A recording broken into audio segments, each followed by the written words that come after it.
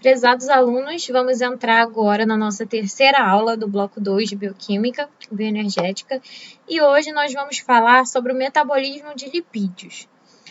Essas moléculas que vocês aprenderam lá no bloco 1 é sobre a estrutura, sobre a função, e a gente falou um pouquinho delas na primeira aula com relação aos lipídios serem moléculas altamente energéticas, né? Elas são moléculas que a gente consegue obter energia, seja a partir da dieta, seja a partir das nossas reservas internas, e hoje a gente vai aprender como que a gente consegue obter energia a partir dessas moléculas, tá? Que são tão importantes para o metabolismo energético e que vocês vão ver tanto, né, no dia a dia de vocês, pessoas que, seja por estética, seja por saúde, gostariam de aprender a queimar mais os lipídios, né? Queimar a gordura, como se diz por aí.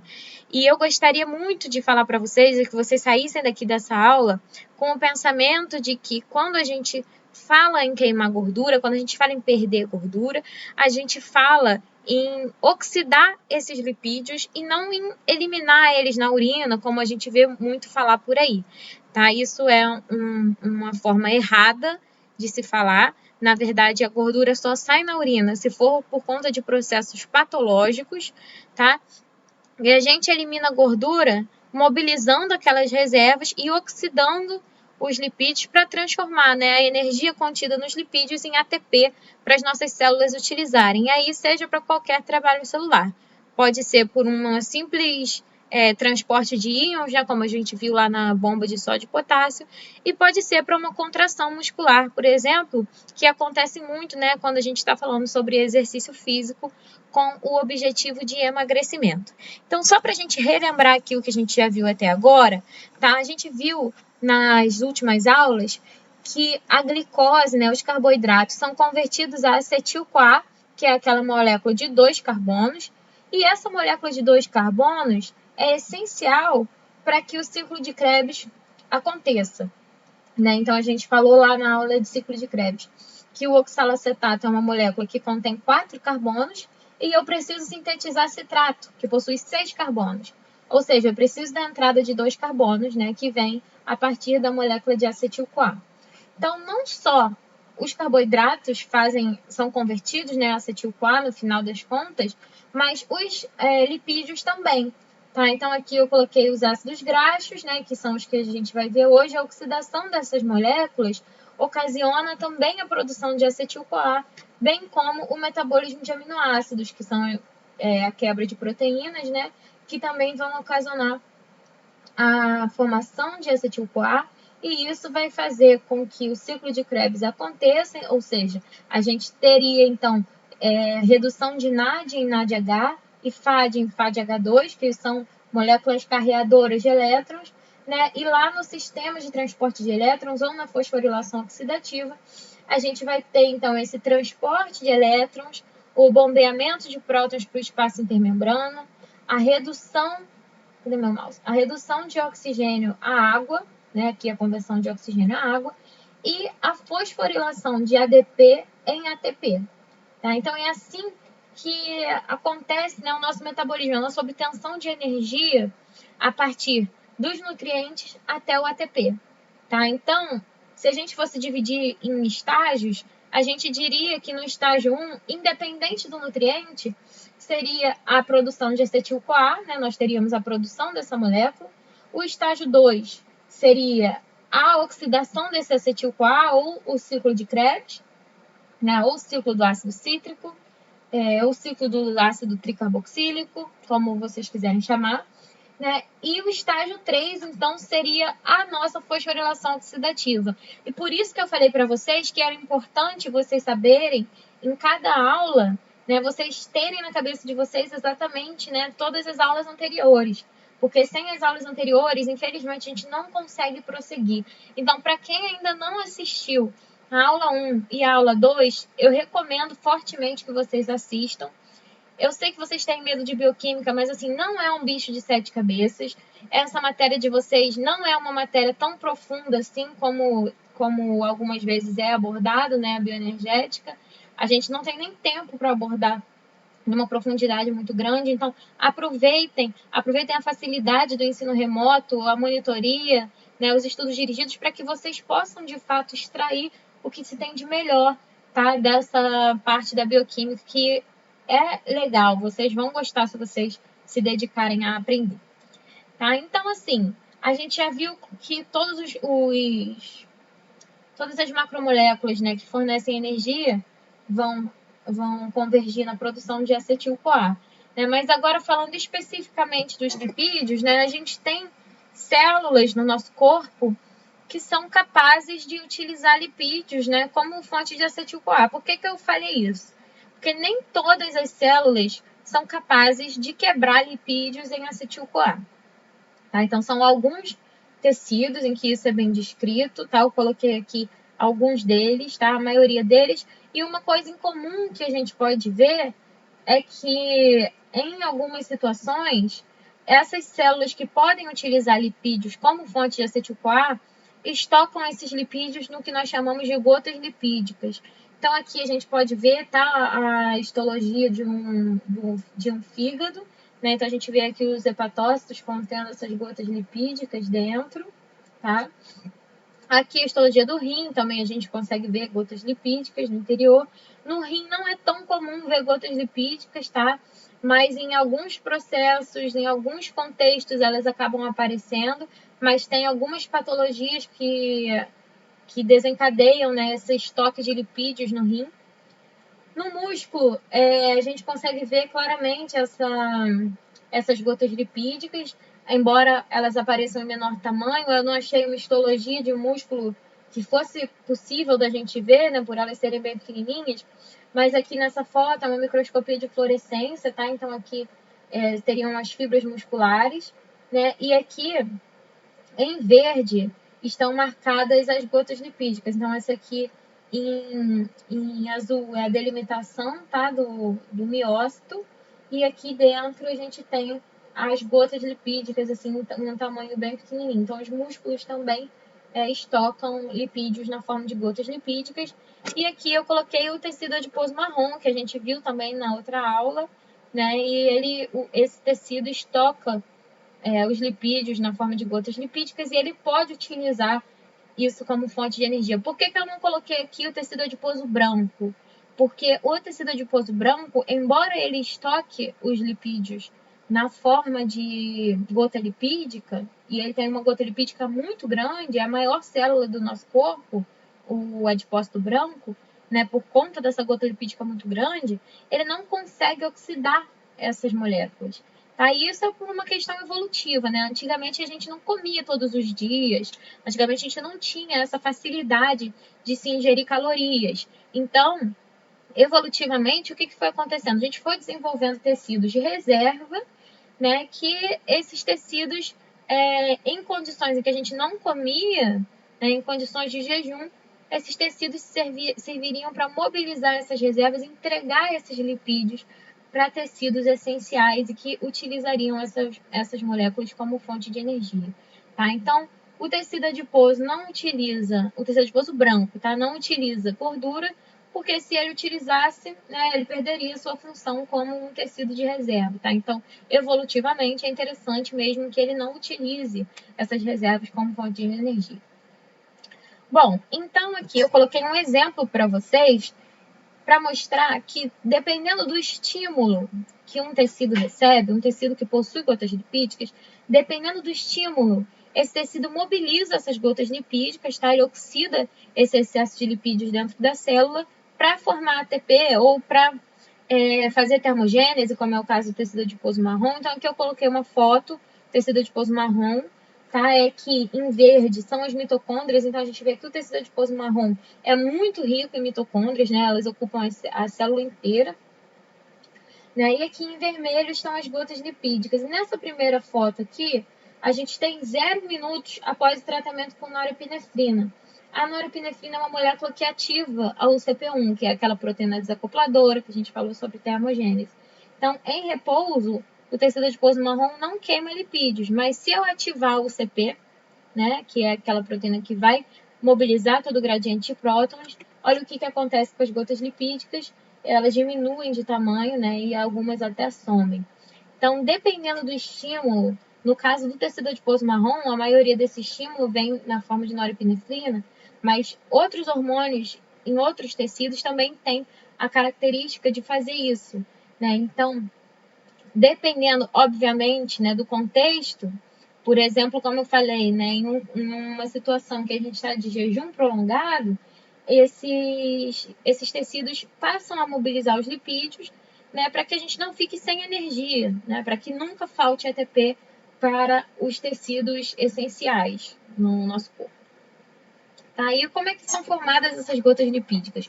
Muitas vezes a gente tem a impressão de que as gotas lipídicas são formadas somente de lipídios, até pelo próprio nome dela. Mas na verdade não é assim que acontece, tá?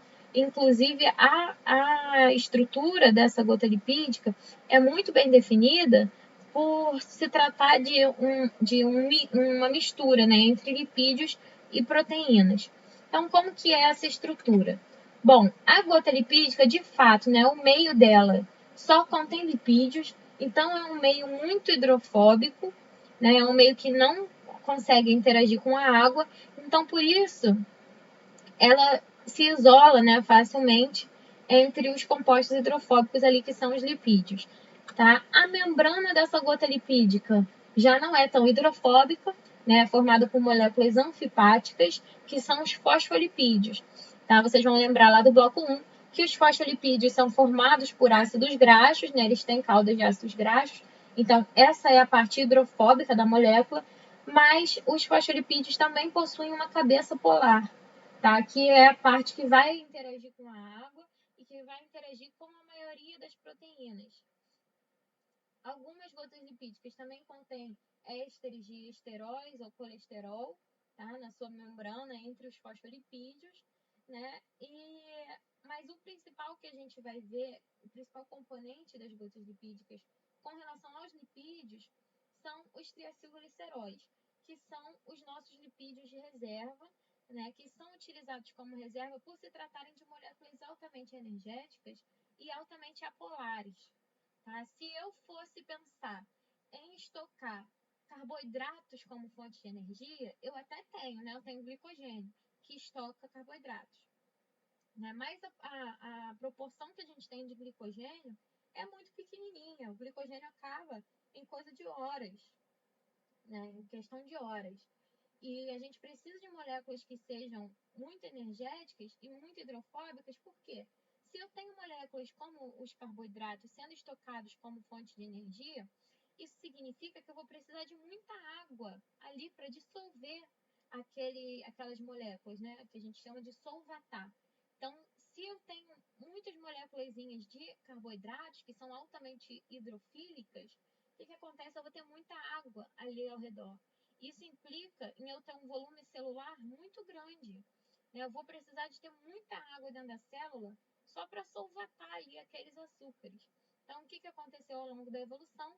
A gente converte carboidratos, mesmo excesso de energia, em lipídios. Porque os lipídios são moléculas mais compactas. A gente não precisa de água para solvatar os lipídios. Né? Eles são moléculas hidrofóbicas e são estocados dentro de gotas lipídicas. E o triacilglicerol é o principal componente dessas organelas. Tá? Então, aqui eu coloquei a estrutura de um triacilglicerol, tá? Não precisa ser exatamente igual a esse. Né? Qualquer ácido graxo pode compor a estrutura dos triacilgliceróis. Tri, porque são 3 ácidos graxos que podem variar entre eles. Acil, porque são 3 ácidos graxos, né? E glicerol, que a gente tem uma molécula de glicerol aqui, né? Que une esses 3 ácidos graxos. Tá? Além dos triacilgliceróis, a gente tem que destacar, muito importante, né, o papel das perilipinas, que tem essa abreviatura aqui como PIN. Tá? Essas perilipinas, elas ficam na membrana também da gota lipídica e elas são muito importantes para a manutenção dessa organela. Por quê? Porque quando a gente tem estímulos, hormônios, que sinalizam para a gente que a gente está com um estoque baixo de energia, acontece a ativação de uma proteína chamada proteína quinase A ou PKA. O que a PKA faz? Ela é uma proteína quinase, e proteína quinase fosforila, né, outras moléculas. Então, a PKA, ela fosforila a perilipina, que fica aqui, né, na membrana, aqui é uma gota lipídica, a perilipina fica aqui na membrana dessa gota lipídica. Quando a PK fosforila essa perilipina, o que ela faz? Ela se abre, ela dá espaço para outras proteínas interagirem ali com aquela gota lipídica, tá? E além disso, ela também fosforila uma enzima chamada lipase hormônio sensível, tá? E essa lipase hormônio sensível, quando fosforilada, ela consegue entrar não, né? Mas ela consegue ir ali para a superfície da gota e quebrar os lipídios presentes na gota, tá? E mobilizar essas reservas. Como que isso acontece? Tá? A gente tem um processo denominado lipólise, que significa a quebra de triacilgliceróis, tá? Em ácidos graxos e glicerol. Esse é o processo completo, tá? Esse processo pode acontecer somente em parte, tá? E não parcialmente, sem ser o ciclo completo, né? Mas o nome desse processo aqui todo é lipólise. Então, a gente tem os triglicerídeos sendo quebrados em diglicerídeos, né? Ou seja, eu tinha 3 ácidos graxos ligados ao glicerol e agora eu tenho 2, então liberei um ácido graxo. Posteriormente, nós temos a quebra dos diglicerídeos em monoglicerídeos, ou seja, liberei mais um ácido graxo e agora só tenho um ácido graxo ligado ao glicerol. E por fim, nós temos a quebra dos monoglicerídeos e a gente separa o glicerol do único ácido graxo que sobrou. E esses ácidos graxos aqui vão ser utilizados, né, na nossa mitocôndria para a formação de ATP. E aí, como que isso acontece, tá?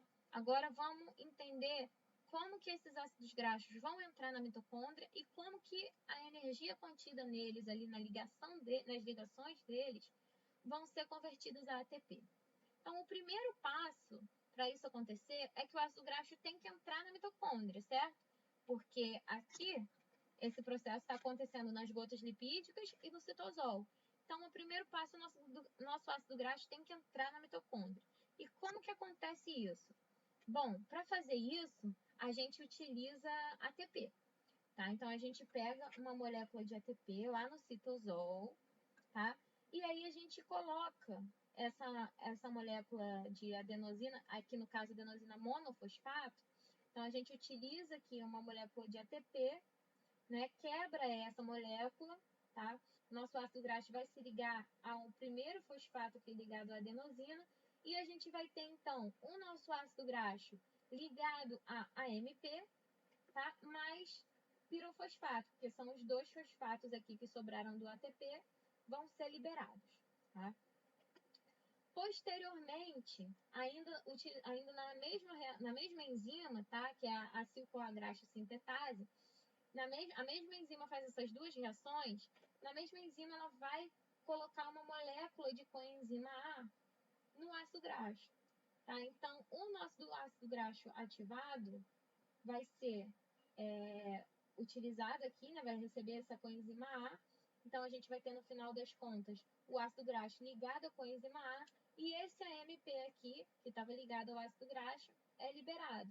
Então, a gente utiliza o ATP e a gente tem esse ácido graxo ligado ao AMP somente dentro da enzima, tá? Da acil-CoA-graxo sintetase.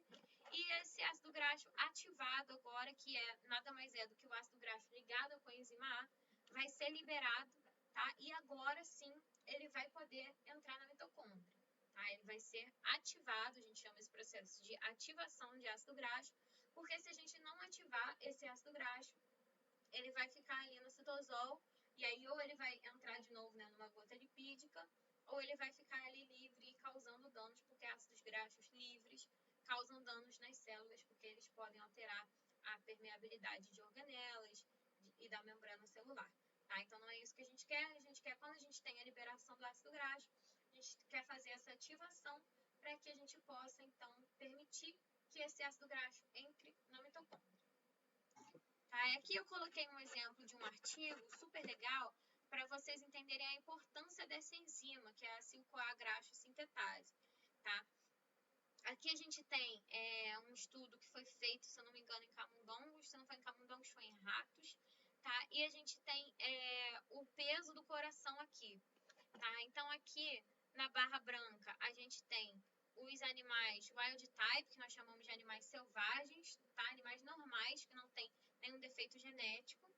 E os animais em preto, as barras em preto, estão representando animais que têm uma deficiência, uma mutação na silcoagraxa sintetase. Tá? E qual que é a consequência? Independente de serem animais fêmeas ou machos, eles têm um aumento no peso desse coração, tá? Na massa desse coração. E aqui, nesse outro gráfico, a gente tem a área dos cardiomiócitos, que são as células do coração. Tá? E aí, o que a gente vê? A gente vê que cada cardiomiócito aumenta também de área quando a gente tem uma deficiência na silcoagraxa sintetase. E por que isso acontece? Aqui a gente tem o desenho do coração, né? Aqui o controle e aqui o deficiente dessa enzima. A gente pode ver o tamanho, né? Como que é diferente, é muito grande, né? O coração desses animais que tem essa mutação. E por que isso acontece? Porque se eu não tenho a silcoagraxa sintetase, eu vou começar a ter um acúmulo de ácidos graxos que não vão entrar na mitocôndria, então eles não vão ser utilizados, né? E aí esses ácidos graxos simplesmente acumulam, né, no coração. E aí aqui eles podem estar acumulados, né, como ácidos graxos, mas o mais provável é que eles estejam sendo utilizados, né, novamente para a síntese de triacilglicerose e estejam acumulando como gotas lipídicas, né? Então, esses corações acabam tendo muitas gotas lipídicas que não são mobilizadas, porque eles não têm a enzima-chave para esse processo, né, de fazer com que o ácido graxo seja ativado. Então, a ativação dos ácidos graxos é extremamente importante para a utilização dessas moléculas como fonte de energia. Então, o próximo passo, agora a gente já tem o ácido graxo ativado, agora é de fato, né, para ele entrar na mitocôndria. E como que isso acontece? Tá? Aqui eu trouxe um esqueminha do Leninger para vocês, porque eu sei que vocês têm acesso ao Leninger, então é mais fácil, né, de vocês obterem estudarem, né, por esses esquemas. Então aqui a gente tem o nosso ácido graxo ativado lá bonitinho, depois que passou pela reação da silcoagraxa sintetase, e a gente tem um transportador na mitocôndria que se chama carnitina-aciltransferase. Tá? Então, aqui a gente tem a membrana mitocondrial externa e aqui a membrana mitocondrial interna. Então, aqui, né, o ácido graxo está no citosol e aí ele é condensado a uma molécula de carnitina, tá, em troca da coenzima A. Então, quando ele passa por esse transportador, que na verdade, ao mesmo tempo que ele é um transportador, ele é uma enzima, esse ácido graxo vai perder a coenzima A e receber uma molécula de carnitina no lugar. Tá? E aí ele vai ser transferido para o espaço intermembrano. Lá no espaço intermembrano, né, na verdade, mais especificamente na membrana mitocondrial interna, tem um outro transportador de carnitina. E aí o que acontece? Esse transportador vai transportar o ácido graxo do espaço intermembrano ligado à carnitina e vai trocar por uma molécula de carnitina livre, que vai poder ser utilizada, né, para colocar para transportar outros ácidos graxos para dentro da mitocôndria. E uma vez na matriz mitocondrial, esse ácido graxo ligado à carnitina é novamente convertido, tá, ao ácido graxo ativado, como a gente conhece, que é o ácido graxo ligado à coenzima A. Tá? E essa carnitina que sai desse ácido graxo é, então, como eu falei, transportada novamente, né, para que o transportador de carnitina consiga utilizar essa molécula para transportar novos ácidos graxos para dentro da mitocôndria. Tá? E vocês já devem ter visto, né, suplemento de carnitina. Algumas pessoas tomam isso para emagrecerem, né, para facilitar a quebra de gordura. E por quê? Porque sem carnitina a gente não tem transporte de ácidos graxos para dentro da mitocôndria e assim a gente não tem a quebra, né, de gordura, a oxidação de gordura lá dentro da mitocôndria. Então, existem vários trabalhos que mostram que a suplementação de carnitina pode realmente auxiliar na perda de peso, né, na perda de gordura corporal, mas sendo mais específica, né, porque às vezes a pessoa malha e aí não tem perda de massa corporal, mas tem perda de gordura corporal. Tá? E isso é auxiliado pelos suplementos de carnitina. Tá? Então, isso é uma coisa que vocês vão ver provavelmente na rotina de vocês.